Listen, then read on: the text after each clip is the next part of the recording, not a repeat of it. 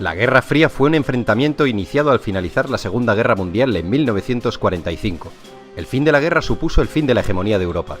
Dos potencias tomaron el relevo: Estados Unidos y la Unión Soviética, liderando dos bloques con sus propias alianzas y estados satélites: el llamado bloque occidental capitalista y el bloque del este comunista. ¿Por qué se llamó Guerra Fría? Porque ninguno de los dos bloques tomó nunca acciones directas contra el otro. No fue una guerra al uso, aunque sí hubo conflictos derivados y guerras subsidiarias. Las razones de este enfrentamiento fueron esencialmente ideológicas, políticas, económicas y propagandísticas. La Unión Soviética financió y respaldó revoluciones y gobiernos socialistas, mientras que Estados Unidos también dio abierto apoyo y propagó desestabilizaciones y golpes de Estado en Latinoamérica. Los antecedentes de la Guerra Fría los encontramos antes de 1945, concretamente en 1917, tras el triunfo de la Revolución Rusa, de la que Rusia emergió como el primer país socialista. Este fue uno de los primeros eventos que provocó erosiones considerables en las relaciones ruso-estadounidenses. Los soviéticos defendieron que el capitalismo debía ser derribado por la fuerza para ser reemplazado por un sistema comunista. Los capitalistas americanos, tras el estallido de la Revolución, ayudaron al Ejército Blanco durante la Guerra Civil Rusa. Finalmente, las tropas del Ejército Rojo lideradas por Trotsky se hicieron con la victoria. Pero avancemos de nuevo a 1945, tras el fin de la Segunda Guerra Mundial. Conviene recordar que la Unión Soviética y Estados Unidos habían sido aliados para frenar los planes de Hitler. Antes de que acabase la guerra, se reunieron en Yalta. Joseph Stalin, Winston Churchill y Franklin Delano Roosevelt como jefes de gobierno de la URSS, del Reino Unido y de Estados Unidos respectivamente. La conferencia de Yalta tuvo su continuación con la conferencia de Potsdam, ya con Alemania totalmente rendida y Hitler muerto. Estas conferencias supusieron la división de Alemania en 4 zonas, una parte para cada país y otra para Francia.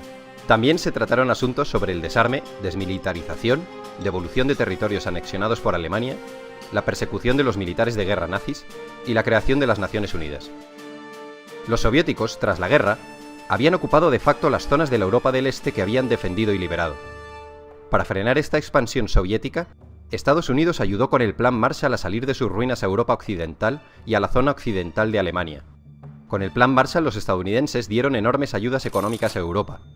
El plan estuvo operativo durante 4 años desde 1948. Los objetivos de Estados Unidos eran reconstruir aquellas zonas destruidas por la guerra, eliminar barreras al comercio, modernizar la industria europea y hacer próspero de nuevo al continente.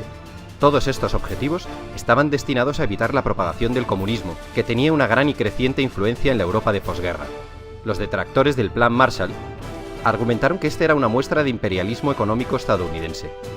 Los Estados Unidos promovieron la fundación de la OTAN, Organización del Tratado del Atlántico Norte, una alianza militar intergubernamental sellada en 1949. La organización constituía un sistema de defensa colectiva, en la cual los Estados miembros acuerdan defender a cualquiera de sus miembros si son atacados por una facción externa.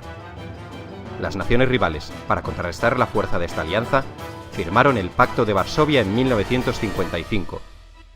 Finalmente, Berlín, Europa y el mundo quedaron divididos por el telón de acero. Esta expresión es de Churchill. En 1949, el Ejército Rojo de Mao Zedong se proclama vencedor de la Guerra Civil China tras derrotar a los nacionalistas del Kuomintang, que contaban con el respaldo de Estados Unidos. Inmediatamente, la Unión Soviética establece una alianza con los vencedores, que habían creado un nuevo Estado comunista con la denominación de República Popular China. Al año siguiente, Stalin se vio sorprendido por la participación de tropas estadounidenses en la defensa de Corea del Sur, que había sido invadida por los comunistas de Corea del Norte. El alto el fuego llegó en 1953. Stalin había fallecido ese mismo año. Le sucederá Nikita Khrushchev. Volvamos al telón de acero en Europa. En los 5 años posteriores a la Segunda Guerra Mundial, un total de 15 millones de personas emigraron del este al oeste. Este hecho hizo que el bloque soviético llevara a cabo un bloqueo efectivo de la emigración en 1950. Hubo un control férreo de pasaportes para que la gente no se pasase de un bloque a otro. La frontera en Berlín, ciudad que estaba repartida, era un coladero, y muchas personas se pasaban del lado comunista al lado capitalista. Este hecho hizo que se construyese el Muro de Berlín en 1961. Conviene recordar que Alemania estaba dividida tras la guerra en 2 Alemanias: la República Federal Alemana con capital en Bonn y la República Democrática Alemana con capital en Berlín. Esta división del mundo en dos bloques se sostenía por el riesgo de que las potencias se aniquilasen unas a otras en una guerra nuclear, lo que obligó a ambos frentes a actuar con mucha cautela en las zonas más conflictivas. Solo en una ocasión estuvo a punto de estallar el conflicto, tras el derrocamiento del militar Batista en Cuba por parte de Fidel Castro. Estados Unidos trató de realizar una invasión de Cuba que fracasó. En 1962 ocurrió la llamada crisis de los misiles, cuando el presidente Kennedy castigó con un bloqueo a Cuba por el asunto de los barcos soviéticos cargados con misiles y dirigidos contra Estados Unidos. En el último momento, Khrushchev, jefe del partido y del gobierno soviético, cedió, y los barcos cambiaron de rumbo.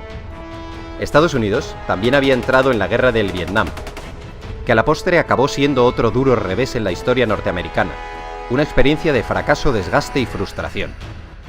Este conflicto enfrentó a los Estados Unidos y el gobierno de Vietnam del Sur por un lado, contra Vietnam del Norte y las guerrillas comunistas que actuaban en Vietnam del Sur por otro. La guerra terminó extendiéndose también a Laos y Camboya. La Guerra Fría también fue espionaje, inspección recíproca, conferencias, crisis y soluciones diplomáticas. Y no nos olvidemos de la carrera espacial, una competición entre Estados Unidos y la Unión Soviética que derivó en una exhibición de poderío y musculatura. Los rusos pusieron en órbita el satélite Sputnik en 1957. Inmediatamente los americanos respondieron con su Explorer 1 en 1958. Era una cuestión de prestigio. Cuando los rusos enviaron a su primer hombre al espacio, los americanos les mojaron la oreja enviando una nave tripulada a la Luna. En 1980, Reagan ganó las elecciones con la promesa de incrementar el gasto militar y enfrentarse a los soviéticos en cualquier lugar que fuera necesario.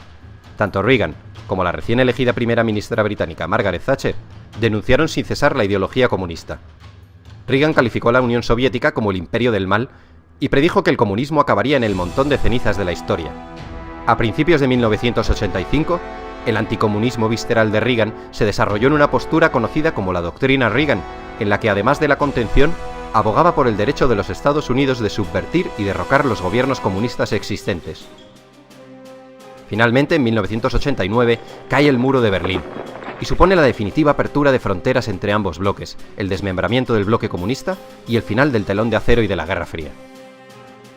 Tras la caída, la tensión entre los países del antiguo comunismo y los capitalistas se acabaría diluyendo.